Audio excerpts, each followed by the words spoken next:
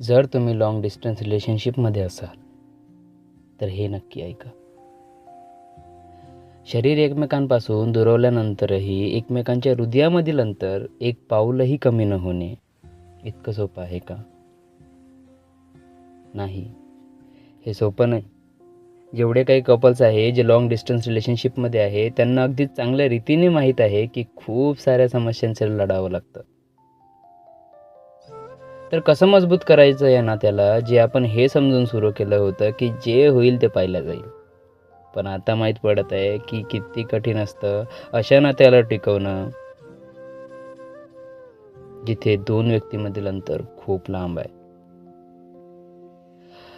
तर याच्यामध्ये सर्वात पहिला मुद्दा येतो तो आहे संयम. जर तुम्ही संयम ठेवू शकत नसाल तर लॉंग डिस्टन्स रिलेशनशिपमध्ये चुकूनही येऊ नका. कारण अशा नात्याला टिकवणे सोपी गोष्ट बिलकुल पण नाही. लॉंग डिस्टन्स रिलेशनशिपमध्ये तेच लोक चांगल्याने निभू शकतात ज्यांच्यामध्ये संयम असतो, जे थांबू शकतात, जे वेट करू शकतात, जे प्रतीक्षा करू शकतात. जर तुम्ही संयम बाळगू शकत नसाल तर संयम ठेवायला सुरुवात करा. कारण जर तुम्ही संयम ठेवणार नाही तर त्याच्यामुळे तुमच्या रिलेशनशिपमध्ये फक्त भांडण होईल. निष्ठा आणि प्रामाणिकता.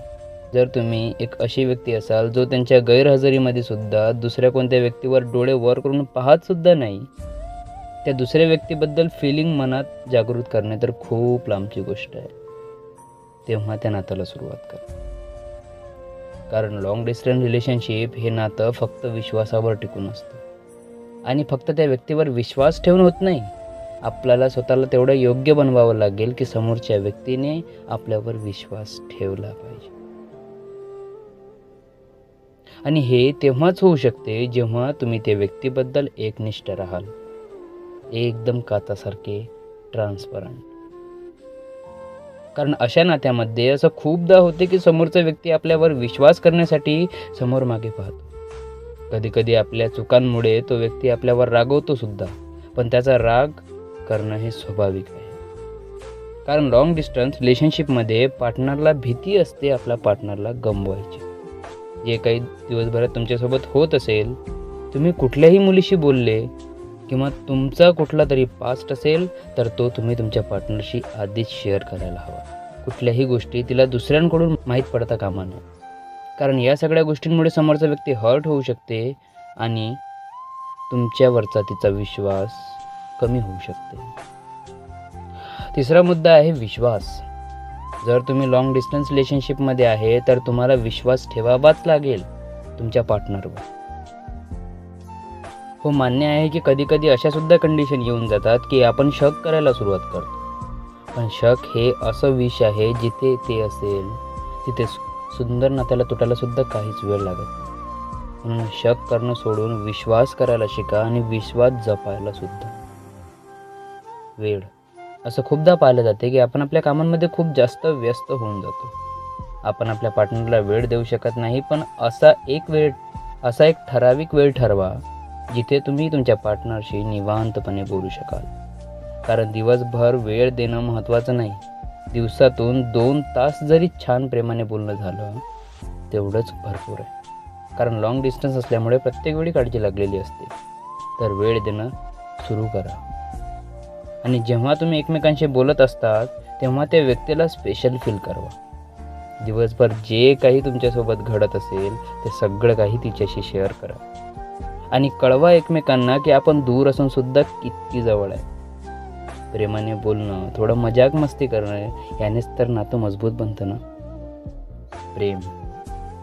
जर खरंच तुम्हाला त्या व्यक्तीशी प्रेम असेल ना तरच या नात्याला सुरू करा. कारण असे नाते टाइमपाससाठी बनलेले नसतात. जर तुम्ही असे विचार करत असाल की मी खूपदा प्रेम केलं पण मला काहीच मिळालं नाही त्या प्रेमामधून, तर याचं उत्तर तुम्ही चूज केलेला तो चुकीचा व्यक्ती आहे. काही चुका तुमच्याकडून झाल्या असेल, काही चुका त्याच्याकडून झाल्या असतील, तर माणसं चुकीचं असतात. प्रेम हे कधीच चुकीचं नसतं.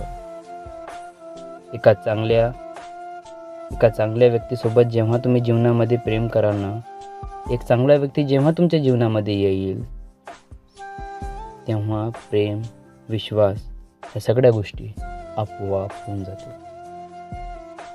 जेव्हा आपला पार्टनर आपल्याला भेटल्यानंतर आपल्या दूर जातो ना, तेव्हा तर असं वाटतं की यार